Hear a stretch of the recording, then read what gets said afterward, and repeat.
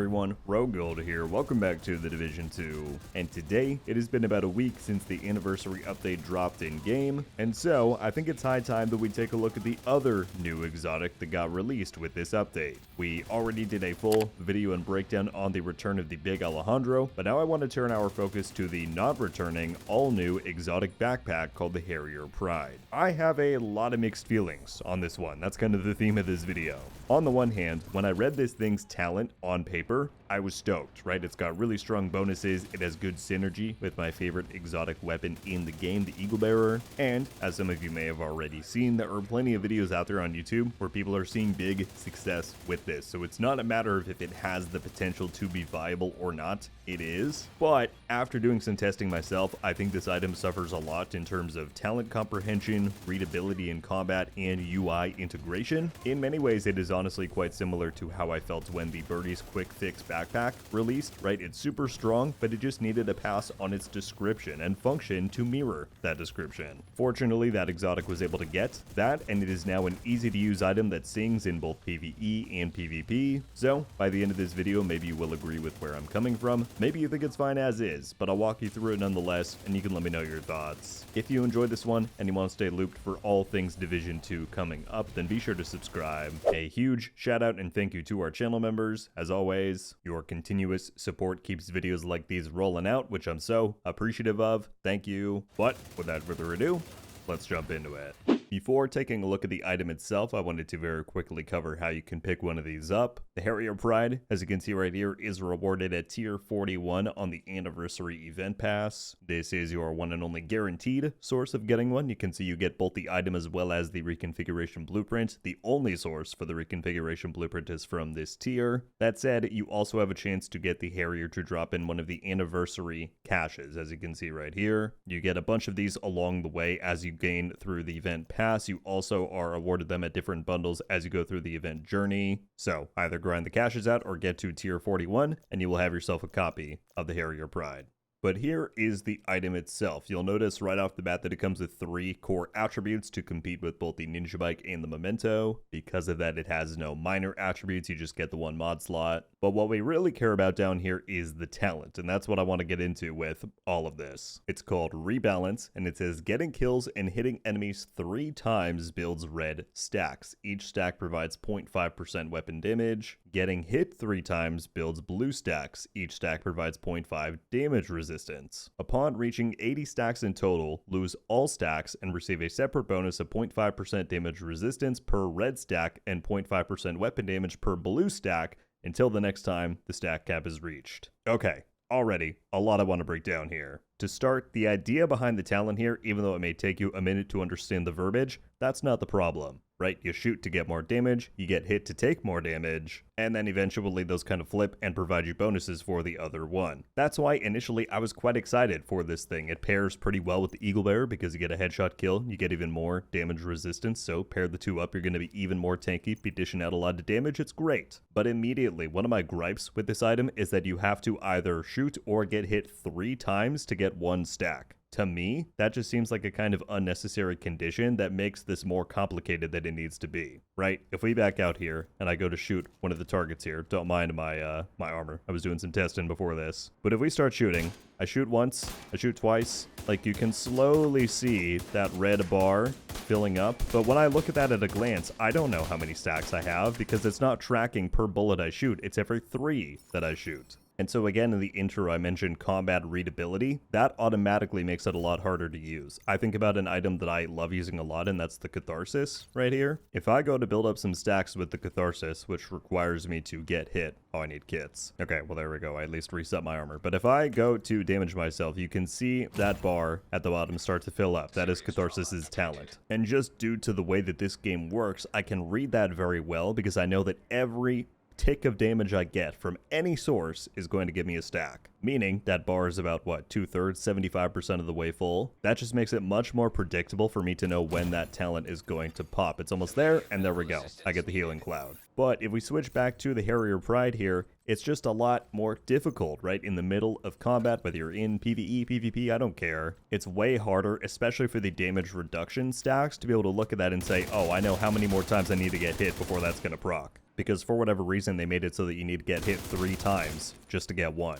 What I think would be way better for them to do is you can keep the exact same values, because the cap on both of these is 40, right? 0.5 times 80 is 40 in terms of damage and damage resistance. You could make it so that one stack is 1% and the total is then 40. Or if that's leading to ramp up happening too quickly, then make it so that each stack gets you 0.25% of the respective value, set the cap at 160, but then again make it so that every single hit or time you get hit gives you a stack. The math might look weird on that, but again, it's just much more readable and predictable in combat, and that is something that I value a lot in an item that I'm going to spend a lot of time running. In terms of those total values, that then takes us to another very interesting topic around this item, and that is whether or not it is intended that these bonuses go away when you exit combat. Right? As you can see, it takes a very long time to get those bonuses to the max. If I'm shooting a bunch, you'll see that the red bar is going up pretty steadily, but it's still going to take you several max. It's going to take a while. And that counts even more for the damage side. If I damage myself, you'll see that I'm going to slowly build up blue stacks.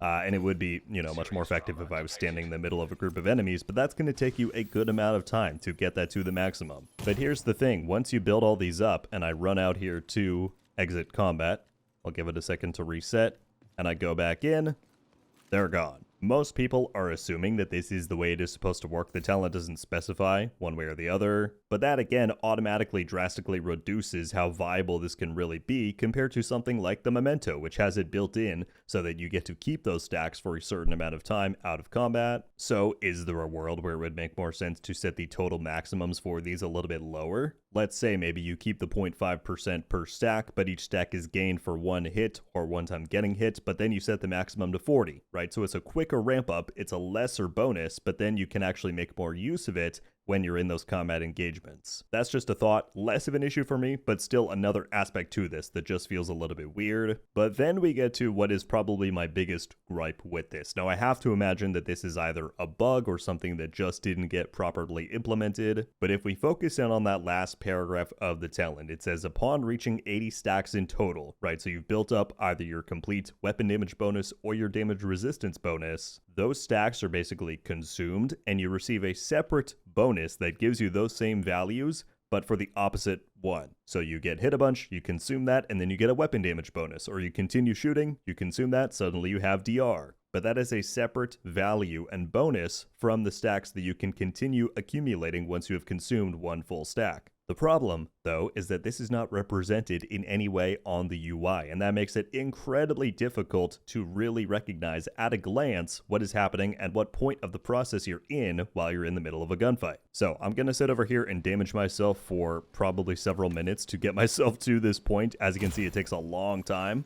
But this is for science, right? So I'll be back in a couple of minutes. All right, I ended up throwing on the everyday carrier. That helped out a lot. All right, so you'll see that our blue stack is almost complete, but not quite yet. And here's what I want you to notice. Look at how much damage I do when I hit a headshot on this target, 209,000. But as per the talent description, once we max out the blue stack, we are going to get a separate bonus of 40% weapon damage. So let's come over here and make that happen. I'm probably still gonna have to consume another armor kit because it just takes quite a while. Almost there. Oh, look at that. So we just hit the stack cap, it disappeared, but there's no separate bonus. However, we remained in combat, so if I come back here and shoot the same target in the head, 246,000. So it's applying, but there is no UI indicator to know when you have that separate bonus. That is my biggest gripe with this item, right? It works great. You can get some really high highs when you utilize this properly. In fact, I saw a really good video from Wids, I'll play the clip in the background, where he was able to maximize all the bonuses. He got that separate stack, he built up his blue stacks, he had a defender drone, all this other stuff, and he was essentially unkillable. I'll leave a link for that video down below if you want to go and check it out, but there are plenty out there, right? People have made this thing work.